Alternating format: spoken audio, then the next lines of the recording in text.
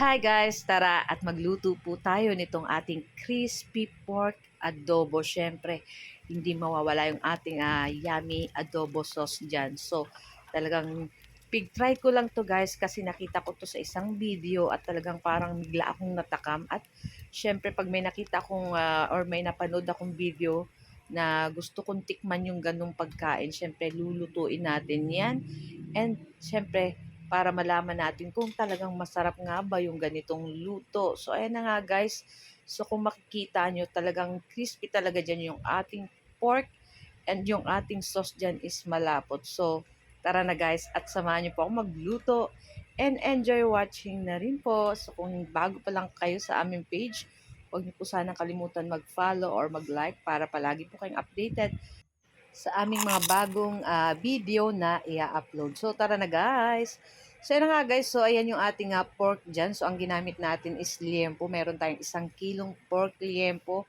Siyempre, hinugasan natin yan ng maayos. At tinimplahan na natin yan guys ng ating laurel, bawang. Siyempre, masarap maraming bawang, pamintang buo at suka at saka asin. So, ayan at lulutuin lang natin itong ating pork. Ayan, so wag nating itatapon itong sauce na pinaglutuan natin itong ating adobo. Tawag nito sa Bicolis adobo sa asin or adobong natural. So pagkatapos guys, ayan, pipritusin lang natin itong ating pork dyan. Papakrispihin lang natin katulad ng ganito. Ayan. So hanggang mag-brown-brown. Syempre takpan lang natin yan guys kasi talagang tumatalsik yung mantika nitong ating pork. So itong ating pork guys, naku, napakasarap na, talagang lasang adobo na talaga guys.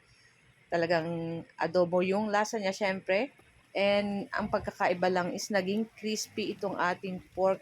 At talagang bagay na bagay siya dun guys sa ating adobo sauce na gagawin natin later. Pagkatapos nating maprito lahat itong ating adobong pork na liempo. Ayan.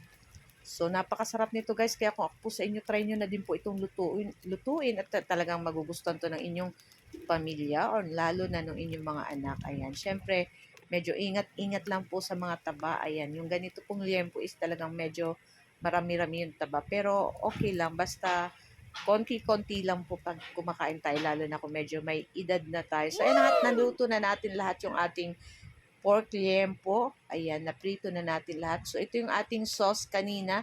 Nilagyan ko lang guys ng isang kutsarang toyo at itong ating tinunaw na cornstarch dito sa konting tubig. Ayan, hinalo ko lang yan dyan guys para pampalapot dito sa ating adobo sauce.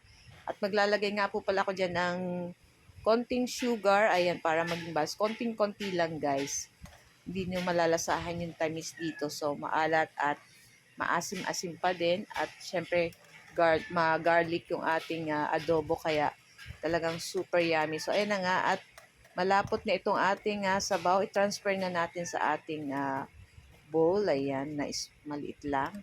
At pagkatapos, syempre, hindi natin pwedeng hindi titikman kaagad itong ating crispy pork adobo. Ay, naku guys. Talagang uulitin ko pa uli itong lutuin. Talagang napakasarap. Perfect din ito guys sa kahit anong handaan. Pwede kasi kakaiba siya guys. At the same time, hindi yung ordinaryong adobo is parang makakain mo kahit saan. Pero ito guys, nako, uulitin ko pa ulit talaga to guys kasi talagang sobrang sarap, talagang crispy at ayan na nga at yung ating sauce dyan, nako, pampadagdag pa. So guys, thank you for watching and share next video.